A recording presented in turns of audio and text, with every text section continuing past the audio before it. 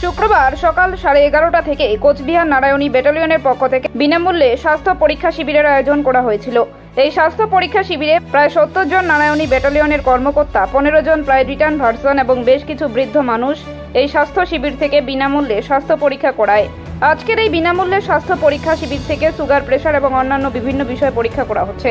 আজকের এই স্বাস্থ্য শিবির থেকে কি জানাচ্ছেন নারায়ণ ব্যাটালিয়নের আধিকারিক শুনে নেব। আজকে নিয়ে কর্ম আপনাদের এই চলছে। আজকে আমাদের কর্মসূচি হচ্ছে আমাদের নারায়ণী ব্যাটালিয়নের তরফ থেকে আমাদের মাননীয় কমান্ড্যান্ট স্যার শ্রীযুক্ত মুসলমান সাহা IPS মহাশয়ের উদ্যোগে আমাদের free medical check up camp organise করা হয়েছে নারায়ণী ব্যাটালিয়ন এবং এটি আমরা সহযোগিতা পেয়েছি মুখার্জি হসপিটাল। মুখার্জি হসপিটাল থেকে দুজন স্বনামধন্য চিকিৎসক ডক্টর রাজু ঘোষ এবং ডক্টর CS দাস, এই দুজন এসেছেন।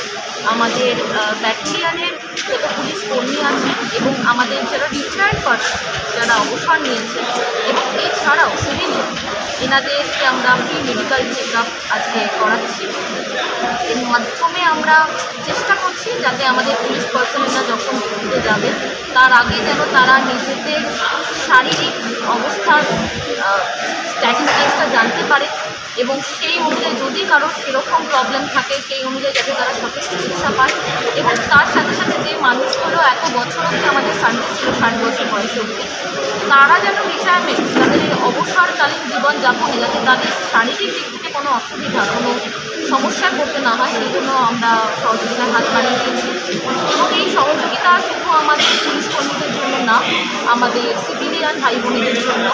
আমাদের এখানে আজকে সবার জন্য আমাদের দ্বার উন্মুক্ত।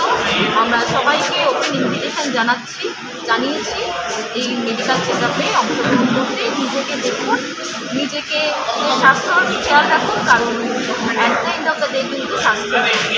বলছিলাম, এই যে হেলথ চেক আপ ক্যাম্পে কী কী বিষয়ের উপর নজর দেওয়া হচ্ছে? আমাদের এখানে MS অর্থোপেডিকও আসছেন এবং MD মেডিসিন যারা আছে ডক্টর, তারাও আসছেন। তবে মেনলি যেগুলো একদম বেসিক চেক আপ, যেরকম ধরুন সুগার কারো আছে কিনা, কারো প্রেশার আছে কিনা, ব্লাড প্রেশার হাই বা লো কিনা, এগুলো আমরা দেখছি। এছাড়া ধরুন আগে কারো কোনো অর্থোপেডিক সমস্যা হয়েছিল, তারা তাদের এক্সরে ব্লেড নিয়ে ডক্টরের সাথে কনসাল্ট করা, ডক্টরের একটা সাজেশন নেওয়া, কনসালটেশন নেওয়া, এগুলো বিভিন্ন ধরনের সার্ভিস। কতজন এখনো পর্যন্ত?